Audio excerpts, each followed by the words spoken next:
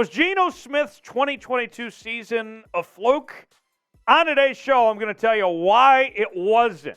I expect a huge year from Geno Smith as we take you inside training camp with our winners and losers from camp. But first, you tell us, was it a fluke or not? HY for hell yes, HN for hell no, and let me know.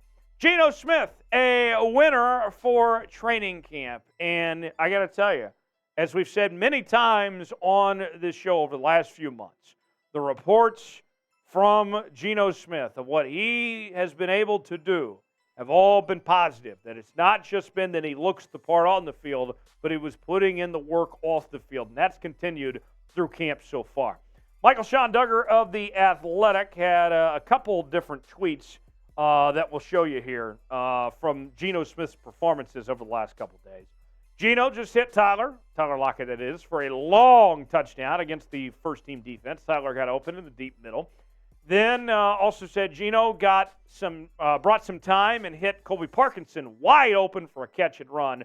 Touchdown of at least 50 yards. Touchdowns all day, he rules, right? This has been the best offseason of Geno's career. And I believe that he is putting in the work to be elite this season. I know we've sat here for a couple of months now and discussed what would Geno Smith's season look like in 2023. And I think the hope is that you get Geno what you did last year. If he played like he did last year, that'd be fine.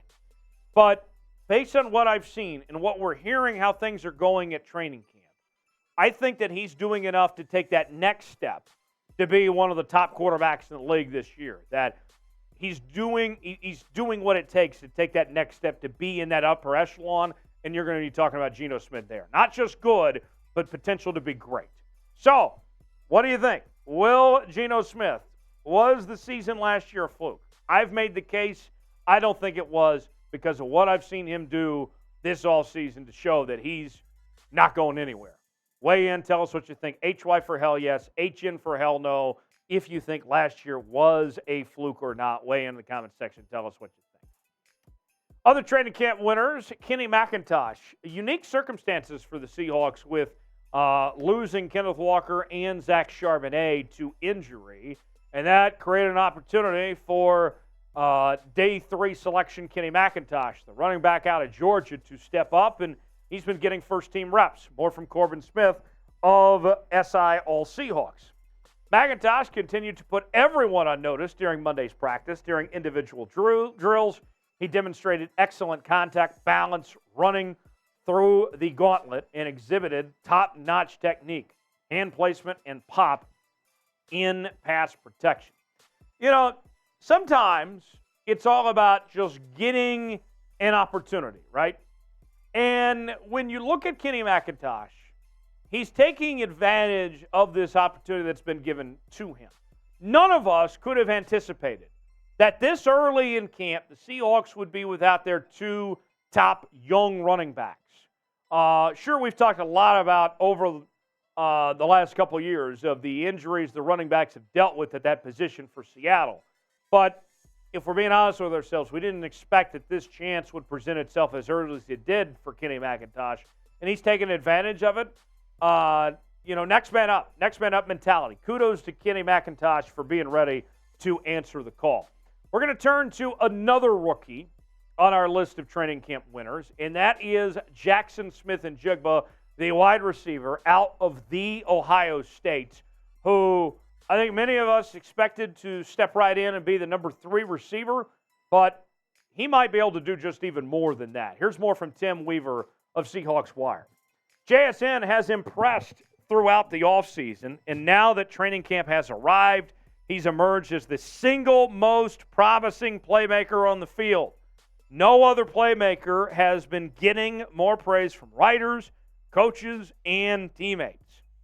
Look, JSN has the chance. You talk about not only him being the most impressive playmaker that we've seen this offseason, but I look at JSN as a guy that can take this offense from good to great.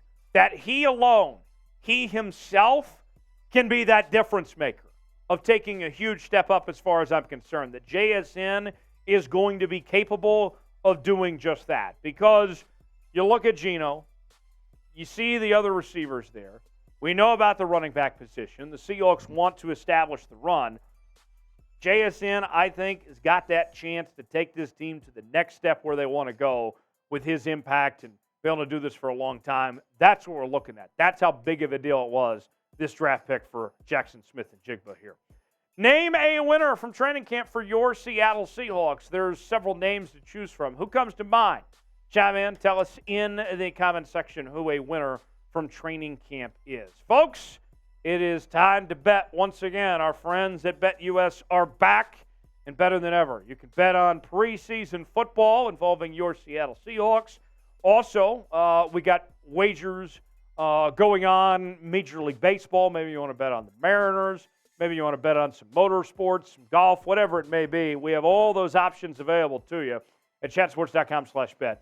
Promo code Seahawks125 for a 125% deposit bonus.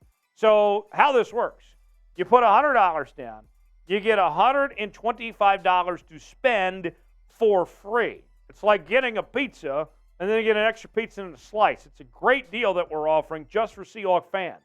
So if you want to get your bets in, BetUS, the exclusive sportsbook partner of Chat Sports, is the place to do it. Chatsports.com/bet. Promo code Seahawks125 for that 125% deposit bonus. Next on our list, we find Mike Jackson at the corner position. And it's well known that Pete Carroll said throughout this offseason that he was the MVP of offseason activities.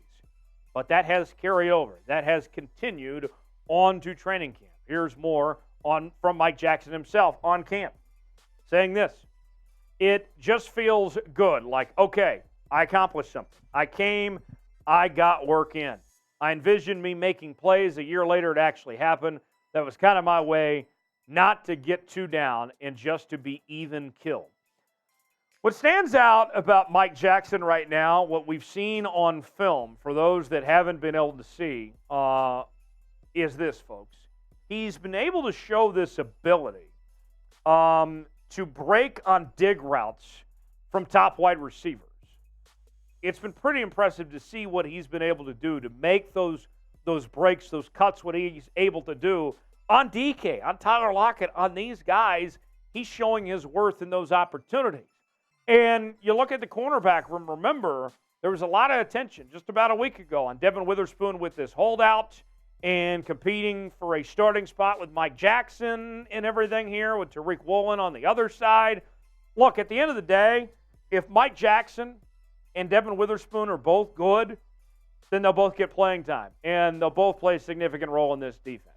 They'll figure it out. Seahawks have a good problem on their hands here. Last winner from training camp is Dre'Mont Jones. Huge signing for the Seahawks, one of the biggest that they had. The first signing that they actually had of free agency was bringing Jones over from the Denver Broncos. And for Dre'Mont Jones, what he has to do, it's pretty simple what his biggest duty is ahead. Here's more from Corbin Smith of SIL Seahawks on Dre'Mont Jones. Blowing up Dallas, that's DJ Dallas, with immediate penetration on just the second play from scrimmage during team drills for a 1-yard loss, blowing through the A-gap with a quick first step. He started off the red zone period with a bang, too, collapsing down on Smith and generating a quick whistle. Here's what I'm talking about, folks. So you heard that whole description, right, of him just, bam, delivering a blow to the running back position. Jones's number one job this season is to help improve the run defense, to do exactly what you just heard he was doing in camp. That's a good sign. Think about this. Remember, the Seahawks defense, the run defense was 30th in the league last year. And he's already showing that he is going to help take this defense to the next level, the run defense. So he's already working on that number one job, and he's taking a step in the right direction. So I like what I'm seeing there from Dre'Mont Jones as far as that goes. What do you think of that signing of Dre'Mont Jones? I loved it personally. What say you? Chime in. Grade the signing in the comment section. A, B, C, D, or F. What do you think of the move by the Seahawks to bring in Dre'Mont Jones? Training camp losers now, and this one, let me just say, We got a couple injured guys on the losers list, but we're not making fun of them for being hurt by any means. Don't take this the wrong way, but Zach Charbonnet has to be on this losers list. Here's more from Lee Val, 12th Man Rising. Charbonnet is now missing practices and missing valuable reps for a rookie with a banged-up shoulder. Pete Carroll could give no timeline on Charbonnet's return and didn't really go into detail on what the actual issue was with the running back shoulder. Now, here's the thing for me. The big reason why he ends up on the losers list here for this. Let me explain. The scary part here is not just him missing time and not being at practice and competing for playing time and all that, but the shoulder issue. We've seen, traditionally speaking, that shoulder injuries can become a long-term issue, that these things can linger on and might not go away. That's what I'm afraid of here with Zach Charbonnet, that this could linger on for a bit. It might be a while before we see him on the football field or a while before we see him at full speed. So that's where I'm concerned with why he's on the loser list. It's not just that he's not out there, not competing, but a shoulder injury. That's not the news I wanted to hear when we found out he was out indefinitely.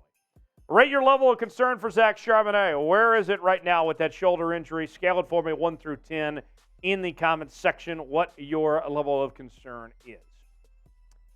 Jamal Adams also makes this list, and for Jamal Adams, it's not just the fact that he hasn't recovered, that he's not fully out there yet, but also the opportunity that his potential replacement is taking advantage of. Listen to this. Brady Henderson, ESPN.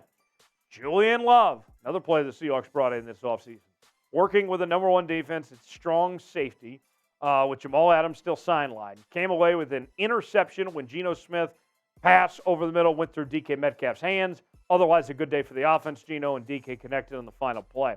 And there was more reports out there that Julian Love looked really good. We still don't know when Jamal is coming back. And Julian Love looks like he is exactly what the Seahawks need. Okay? If Julian Love looks the part and if he steps up and he plays well, then you start to wonder, what do you do with Jamal Adams at this point? You know, is it time to try to get a draft pick for him, trade him, or cut him, whatever it may be? Then his future really becomes in question if it turns out you just don't need him if Julian Love fills that void. Last on the losers list, another guy that's not out there, and that's Jordyn Brooks. And think about this. We've talked a lot about Devin Bush and the opportunity for Devin Bush, who the Seahawks signed from the Pittsburgh Steelers, right? And he's going to step in and fill that role. But don't forget about Vi Jones either. There's more from Brady Henderson. One other personal note, Devin Bush also didn't practice today, but Vi Jones got number one reps at inside linebacker next to Bobby Wagner. Jones has also played outside linebacker since joining the team as UDFA last year, but they're playing him inside now. Starter Jordyn Brooks still on PUP. And Vi Jones looked pretty solid, what he was able to do in practices. So if Brooks can't get on the field and guys like Vi Jones are stepping up, not just Devin Bush, but Vi Jones, then I'm not going to be sold on the extension for Jordyn Brooks. Remember, Jordyn Brooks is in a contract year, okay? It's not just about getting healthy and getting back on the football field, but it's proving that he's worth keeping long-term for the Seahawks, that they should pay him. If these other guys are going to step up, like a UDFA like Vi Jones, that doesn't bode well for Jordyn Brooks. So, now your chance to weigh in. Name a loser from Seahawks training camp. We mentioned a few losers out there. We mentioned some winners as well. Name a loser for me. Who stands out in the comments section? Hit me up on social media, Twitter, Instagram, Facebook, Threads as well. At Tyler Jones Live, you can find me there. I'll see you next time, right here on Seahawks Today.